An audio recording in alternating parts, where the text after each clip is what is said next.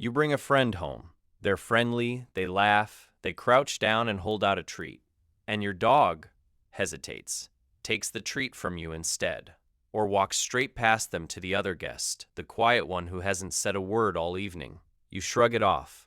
Dogs have moods, but in 2015, a team of researchers in Kyoto set up an experiment to find out whether your dog is doing something far more deliberate. Sitting there, watching the people in your living room and forming an opinion, not about how those people treat the dog, but about how they treat you. The answer was yes, with one twist that nobody expected. We already knew dogs are good at reading us, but every one of those skills has something in common. The dog benefits. Watch the human, predict the reward, get the reward. Hitomi Chijiwa and Professor Kazuo Fujita at Kyoto University wanted to know something different. What happens when there is nothing in it for the dog? When two humans interact over something the dog couldn't care less about, does the dog still keep score? Humans do this constantly.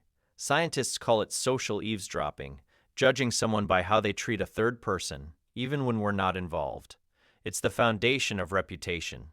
Until 2015, the only non-human animal shown to do it with no personal benefit was the tufted capuchin monkey, not chimpanzees, a small South American monkey. So the Kyoto team built a test for dogs, carefully. The obvious version is to have one person be generous with food and another be stingy. But that's a trap. A dog who runs to the generous person isn't judging character, it's chasing snacks. To prove real eavesdropping, you have to remove every crumb of self-interest. 54 ordinary pet dogs, split into 3 groups of 18. The owner sits in the middle of the room, holding a clear plastic container. Inside, a roll of vinyl tape. Nothing edible, nothing a dog would want. Deliberately boring. On one side of the owner sits an actor. On the other side sits a neutral person who stares at the floor the entire time. The owner tries to open the container, struggles for 8 to 10 seconds, then turns to the actor and holds it out, asking for help. In the helper group, the actor steadies the container with both hands. The lid comes off, the owner pulls out the tape and cheerfully shows it to the dog. In the non-helper group, the actor turns away, refuses. The owner keeps struggling and never gets the lid off. In the control group, the owner never asks for help. They just pause, and the actor turns away on their own, for no reason. Same gesture, no refusal behind it.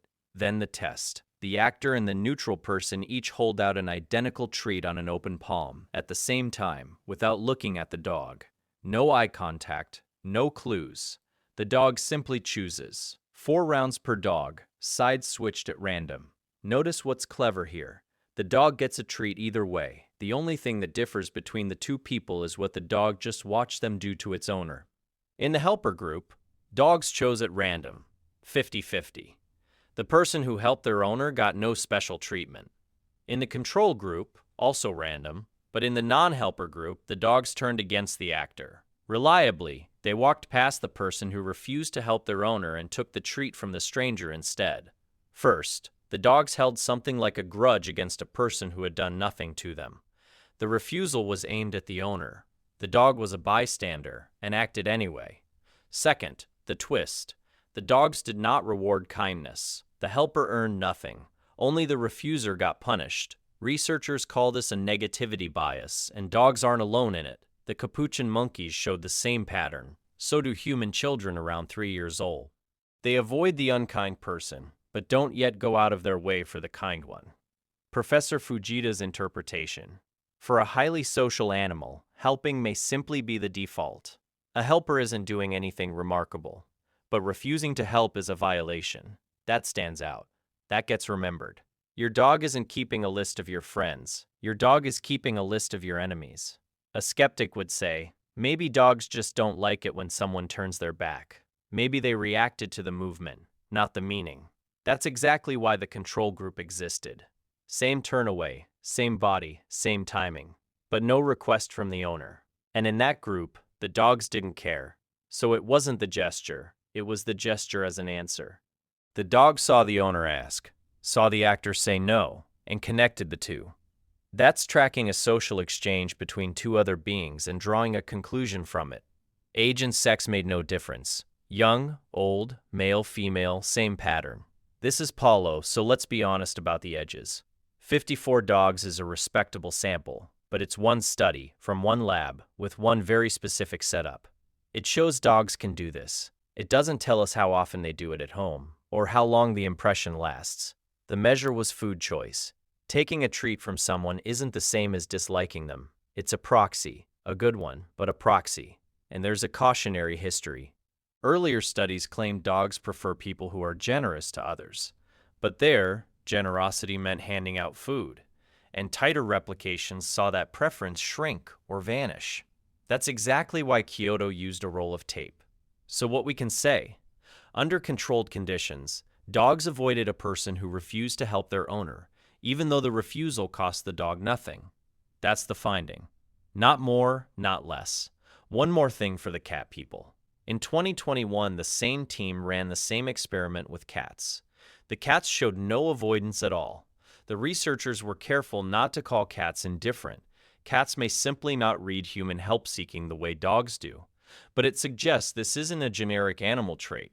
It looks like something built along the road dogs traveled with us. This fits a wider pattern from the same lab. In another Kyoto experiment, a person pointed dogs to hidden food, then deliberately pointed at an empty container. On the very next trial, the dogs stopped following that person. One betrayal was enough. Side by side, dogs aren't just reading emotions in the moment.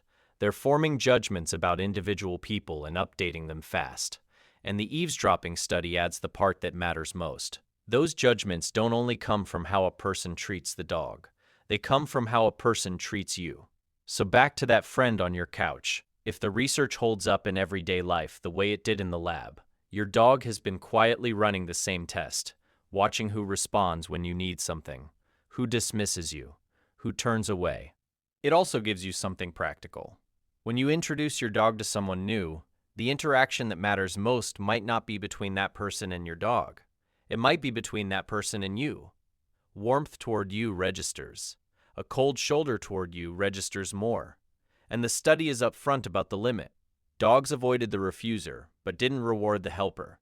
So your dog isn't handing out gold stars. They're more like a bouncer with a very short blacklist. Most people get through. The ones who were unkind to you don't. 54 dogs, a roll of tape, and a person who turned away. Out of that came the first evidence that dogs evaluate humans as bystanders. For your sake, not theirs. So the next time your dog gives a visitor a wide berth, ask a different question. Not, what did that person do to my dog? But what did that person do to me? If this changed the way you see your dog, subscribe. Next up is a year-long study on how your stress shows up in your dog's body. And it's one of the most striking things I've read this year. Until then, look after each other. Your dog already is.